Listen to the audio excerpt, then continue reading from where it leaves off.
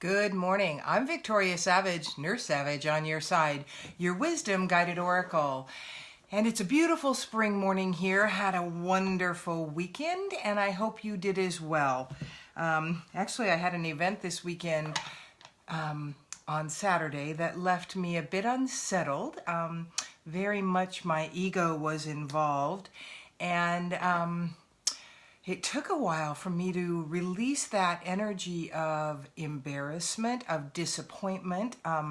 I sang at an event, and generally, in my past, when I've been prepared to sing, and which I was, everything went well, and it did not. My voice cracked, and there was some drainage in my throat that's happened a lot anymore, and I was so vastly disappointed in myself and my performance that it took a while to shed that, and I literally went, okay, what did I want to learn from this?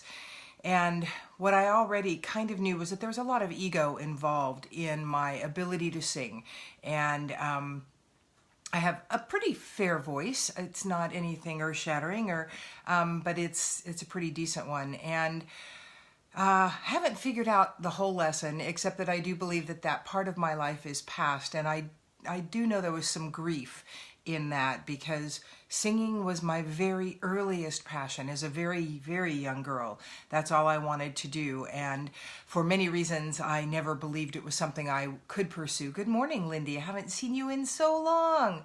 Good morning, Debbie. Good morning, Amber. Thank you all for joining me this morning.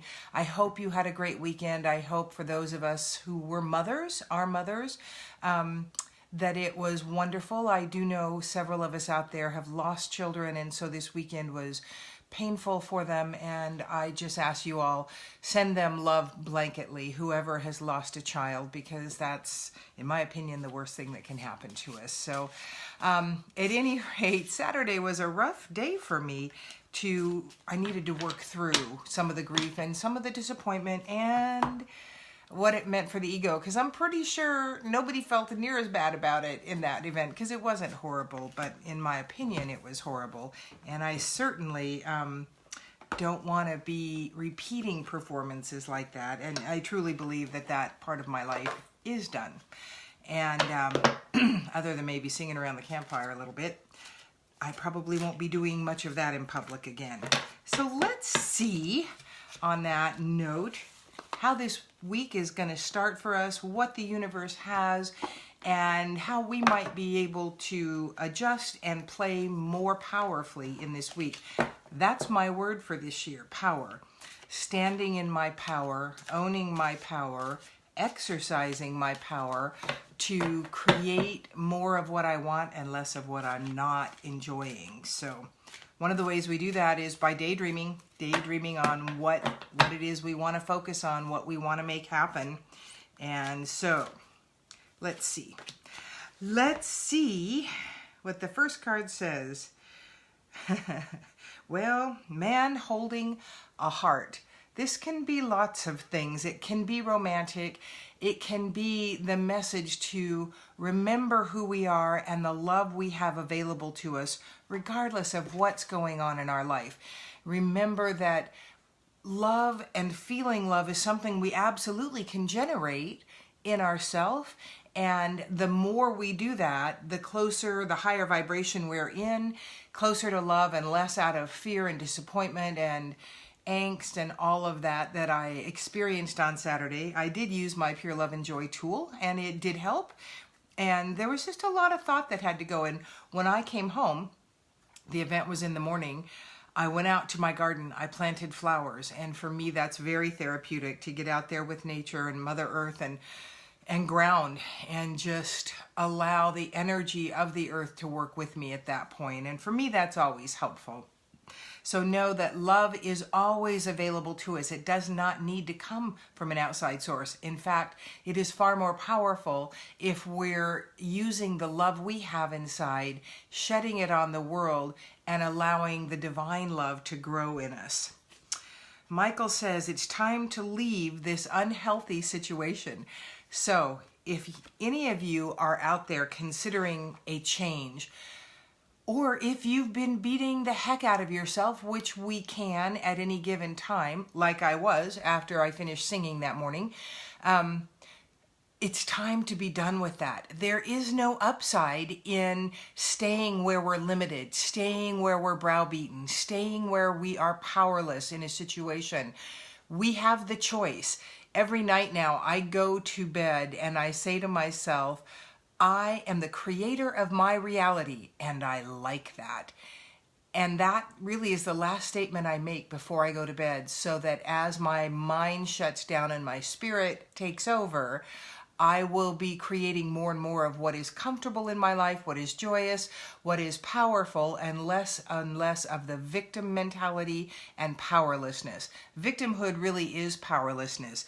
If you listen to people around you, you probably all know someone that just whines all the time about everything that's going wrong in their life, everything that isn't working in their body.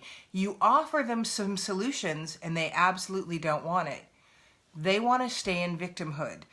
They do not want to leave that situation. My advice for you is to leave them be. Allow them to live the way they want to live, because we cannot change them. We cannot make life happen for them. We cannot make anything better for them. All we can do is attend to ourselves, work on ourselves, become our highest and best in every way that we can on a continual basis. And our energy shifts.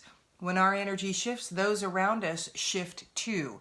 So stop trying to change the people around you. Stop trying to create life for them, and step into your power of working on your own stuff and allowing the universe to work with you. Again, for your highest and best. That is truly what my goal is in life, is to help people work towards their highest and best, whatever that looks like. And this healing room card says delve into your spirit for this, and certainly that's something I teach my clients, I talk about here, is getting in contact with your higher power is where the power is. That is where true joy resides. That's where healing lives, is in our spirit, energetic soul aspect. That's where all dysfunction begins. And we really tend to, especially in the medical profession, want to look at the physical aspect. The physical is just the manifestation of what is not working right on the spirit energy level. So if you have stuff that keeps plaguing you, get to your spirit, contact your creator, your guides, your companions, and ask for guidance. And what will happen is, let's say you want to heal something. You've got something that's not functioning well within you. You ask for guidance. You allow Creator to start visiting with you, and the healer walks right into your life. They would have walked right by you before, that aspect that's going to help you heal, but you never would have recognized them. That is the point of playing with your higher power and allowing Creator in on a regular basis.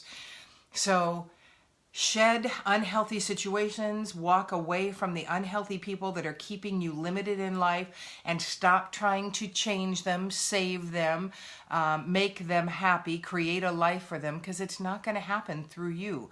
It can only happen when they're ready for change. And oftentimes that means them hitting rock bottom and floundering on their own before they're willing to do some things on their own. So let me read, if I can find my glasses here amongst all the cards, the Light Your Day card for today. The light coming your way is gentle, quiet rose. This is the light of heart-filling joy. Spend a few moments this morning and pull from your memories one thing that still makes your heart swell with joy in the memory of it, and spend 30 to 40 seconds remembering and feeling this. Pay attention to every tiny detail of how it feels in your body. Then imprint these sensations within yourself. Whenever you feel heavy, sad, depressed, or weighed down by life, pull up this imprint and dwell there again while envisioning this joyful light soaking into every cell in your body with these feelings. Allow joyful to be the attitude you choose today. And I would recommend every day. Good morning, Chrissy. So allow joy to be in your life. Think back to something that really made you feel joyful. Immediately for me, I can think of the birth of my two granddaughters. I was privileged to be at those births and hold those babies right after birth. And that is just, brings me a lot of joy. One other that just fills my heart is when my oldest granddaughter was just speaking and starting to generate her own sentences. And she toddled around the island one morning when she was at my house. And she looked at me and she said, "Hi, Grandma." And it just filled me with joy because that was just so spontaneous, and her sweet little voice just filled my heart. So those are the things, when you do remember those things, it's just like remembering the last time you laughed so hard till you cry. The endorphins, the chemicals in your body, your thoughts create the chemicals. So if you want to feel better, think better thoughts. Think of joyful things. Think of things that make you happy, that make you laugh. And the chemicals in your body shift, and you will automatically start to feel better. It's going to take practice for some of us who don't think in that direction a lot, or who are very heavy laden. It can be very difficult to get into joy. But again, remember back to some fun situations and allow Creator to play with you in that aspect. So thank you so much for joining me. Oh, remember, a week from tomorrow is the end of the early bird pricing for the Paint, Sip, and Spirit that's coming up in June. These are such an amazingly powerful time. If you've been thinking about it, grab a friend. I do have group pricing available. So grab a friend, contact me, and we'll get you signed up and ready to do some rejuvenation, relaxation, creativity, and truly just an enjoyably fun time. Thanks so much for joining with me. Remember, if you'd like a private reading with me, private message me, and we can do that by phone or in person. Love and light to you all. I'm Victoria Savage, Nurse Savage on your side, your wisdom guided oracle.